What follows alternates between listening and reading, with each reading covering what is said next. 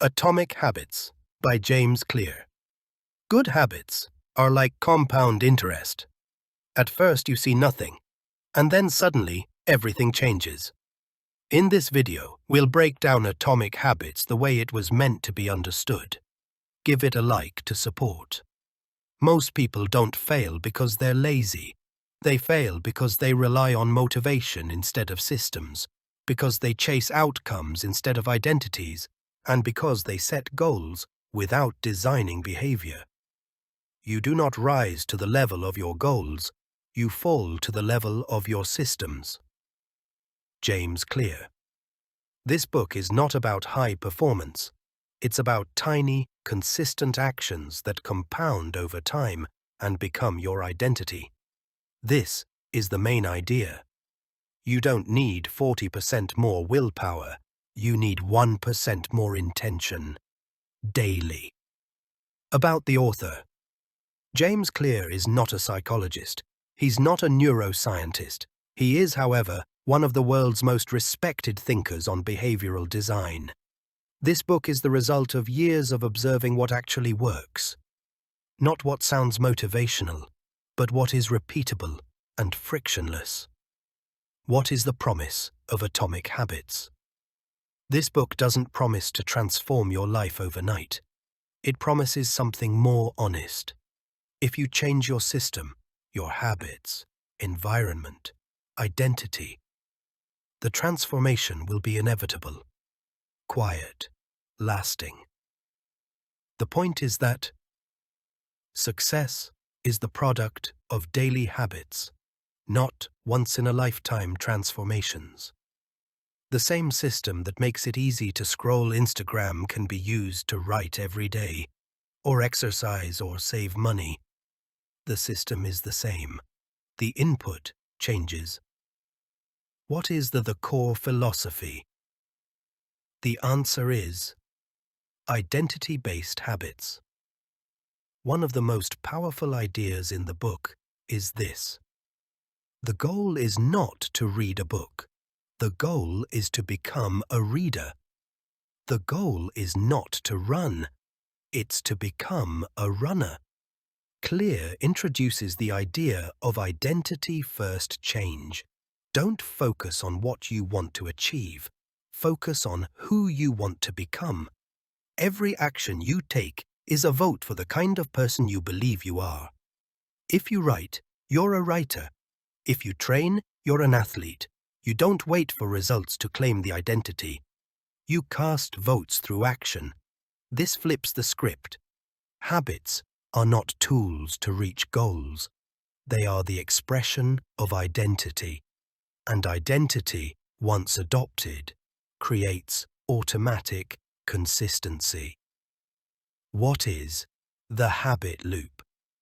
Listen carefully and take some notes. Cue. Craving, response, reward. This four-part structure is borrowed from neuroscience and popularized by Charles Duhigg. Clear adopts it and sharpens its practical use. The first. Cue is the trigger. For example, location, time, emotion. The second. Craving is the desire behind the behavior, like stress relief, validation, comfort. The third, response is the behavior itself. For example, checking phone, smoking, writing. The fourth, reward is the emotional payoff, like dopamine, relief, pleasure. The point is that habits stick when they're rewarding, easy, and triggered reliably. Clear's structure is practical, teachable, and designed to make the invisible obvious. 1. Make it obvious. What gets measured gets managed. If you want to build a new habit, you must first recognize its cues. Clear recommends a habit scorecard, a written list of your existing behaviors marked as positive, neutral, or negative. This creates awareness. Until you make the unconscious conscious, it will direct your life and you will call it fate.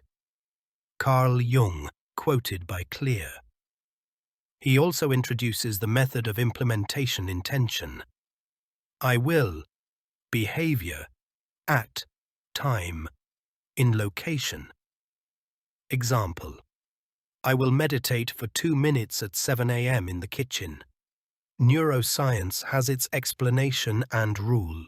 This law is rooted in stimulus control, a behaviorist principle that environments shape actions.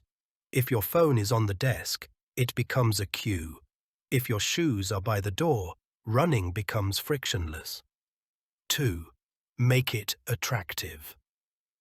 We repeat behaviors that are immediately rewarded. Clear combines dopamine theory with social psychology. He explains that cravings don't come from the behavior itself. They come from anticipated reward. If you want to build a habit, you must associate it with positive emotion. The strategy is to use temptation bundling. Pair something you need to do with something you want to do. You can only listen to your favorite podcast while running.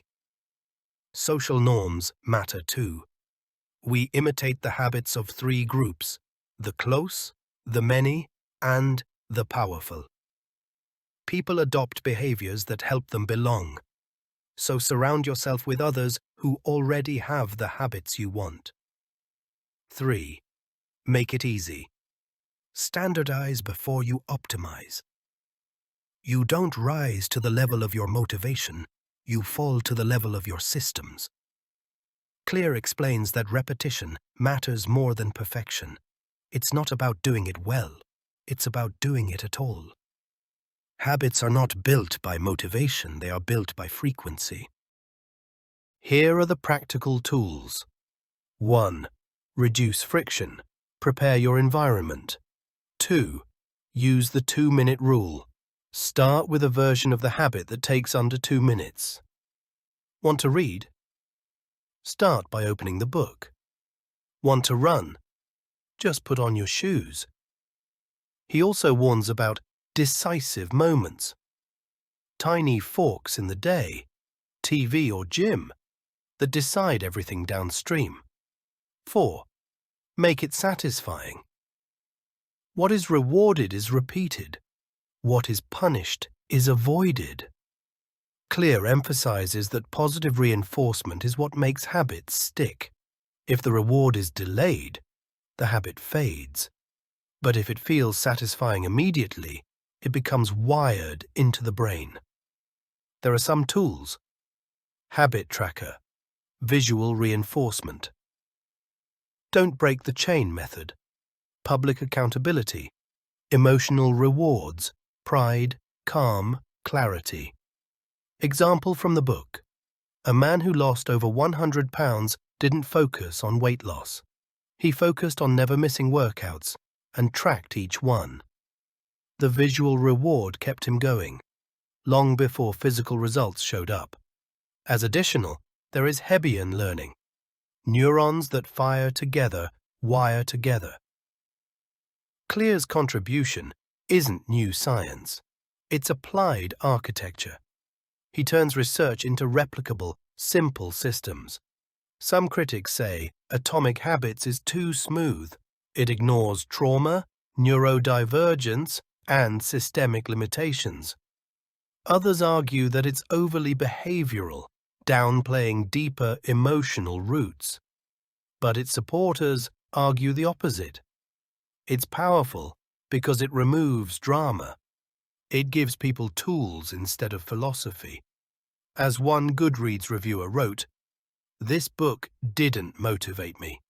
It removed the excuse that I needed to be motivated."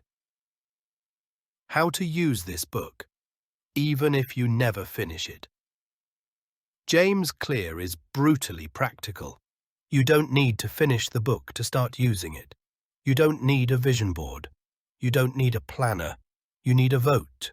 One small action. Every action you take is a vote for the type of person you wish to become. Want to become a reader? Open a book for 2 minutes every morning. Want to become a fit person? Lay your gym clothes out before bed. Want to save money? Automate $5 into savings every week. You're not optimizing your life. You're building evidence for your future identity. Here, there are some powerful examples from the book. British Olympic cycling team used habit stacking and micro-adjustments, like heated shorts and custom massage gel, to dominate their sport. A man wrote every day by placing a sticky note on his laptop with the words, "Write one sentence." Japanese rail workers point at signs and speak tasks aloud. This habit, called pointing and calling, reduced mistakes by up to 85%. It's not about big wins. It's about small systems that never stop working. Science that underpins it. Neuroplasticity. Repeated actions form and strengthen synaptic pathways. Operant conditioning. Positive reinforcement solidifies behavior. Behavioral economics. We act more often on immediate rewards than delayed benefits. Motivational salience. Dopamine fires not when we're rewarded, but when we anticipate reward. Most self-help books focus on what to want. Atomic Habits focuses on how to become someone who does what they want. It's not about running 10 miles today. It's about becoming someone who never stops at 0. It's about removing friction, mastering the environment, choosing identity over intensity, and letting compounding work for you. Final insight and reflection. Small changes don't add up, they compound. If you're tired of burning out, relapsing, restarting, and disappointing yourself, maybe you need fewer goals. Maybe you need better systems. James Clear doesn't teach you how to sprint. He teaches you how to walk so well you never need to stop. If this summary helped you shift even one habit, hit subscribe. And tell us in the comments, which book should we explore next? Because you're busy. But your mind deserves clarity. And clarity begins with who you believe you are becoming.